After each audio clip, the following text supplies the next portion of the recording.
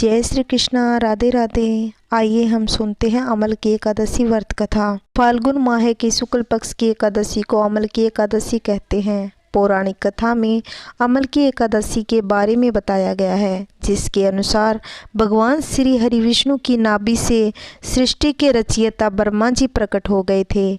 उसके बाद उनके मन में यह जानने की इच्छा हुई कि वह कौन है, उनकी जीवन का उद्देश्य क्या है, उनका जन्म कैसे हुआ। इस प्रश्न का उत्तर जानने के लिए उन्होंने भगवान विष्णु की तपस्या आरंभ कर दी।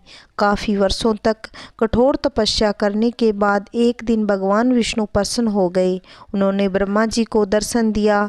इतने वर्षों के तप से भगवान विष्णु को अपने समक्ष पाकर ब्रह्मा देव भावुक हो गए। उनके दोनों आँखों से आंसू निकल पड़े।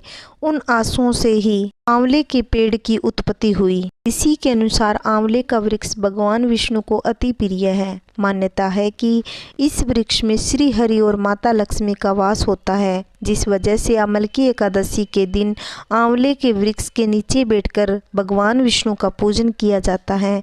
इस दिन आंवले का उपटन लगाएं, आंवले के जल से स्नान करने और आंवले के पेड़ की पूजा करें। आंवले का भोजन करने और आंवला का दान करना चाहिए। समस्त यज्ञों के बराबर फल देने वाला अमल की एकादशी का व्रत करने से व्यक्ति को मोक्ष की प्राप्ति होती है। आइए हम अमल की एकादशी की व्रत कथा रसपान करते हैं।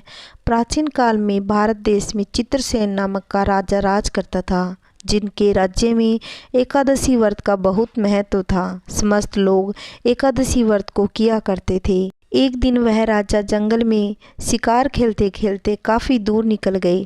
तभी कुछ जंगली जातियों ने उन्हें आकर घेर लिया। उन्होंने राजा के ऊपर अस्त्र शस्त्रों का कठिन प्रहार किया, मगर उन्हें कोई कष्ट नहीं हुआ। ये देखकर वे सब आश्चर्यचकित रह गए। जब उन जंगली जातियों की संख्या देखते ही देखते बढ़ने लगी तो राजा संज्ञाहीन होकर पृथ्वी पर धराशायी हो गए। उसी समय उनके शरीर से एक दिव्य शक्ति प्रकट हुई, जो उन समस्त राक्षसों को मारकर अदृश्य हो गई। जब राजा की चेतना लौटी तो उन्होंने देखा कि समस्त राक्षस मरे पड़े हैं। अब वे इस समस्या में पड़ गए कि उन्हें किसने मारा। तभी आकाशवाणी में यह सुनाई पड़ा कि हे राजन, ये समस्त आक्रमण तुम्हारे पिछले जन्म की अमल की एकादशी के व्रत के प्रभाव से हुआ है। ये सुनकर राजा बहुत प्रसन्न हुआ। समस्त राज्य में इस एकादशी के महात्म्य को कह सुनाया और राक्षसों के विनाश के समस्त प्रजा सुख चैन की बंसी बजाने लगी। जय श्री कृष्णा, राधे राधे। अगर मेरी कहानी आपको अच्छी लगती हो तो प्लीज़ चैनल को सब्सक्राइब ज़रूर करना और लाइक करना, कमेंट करके बताना कहानी कैसी लगी।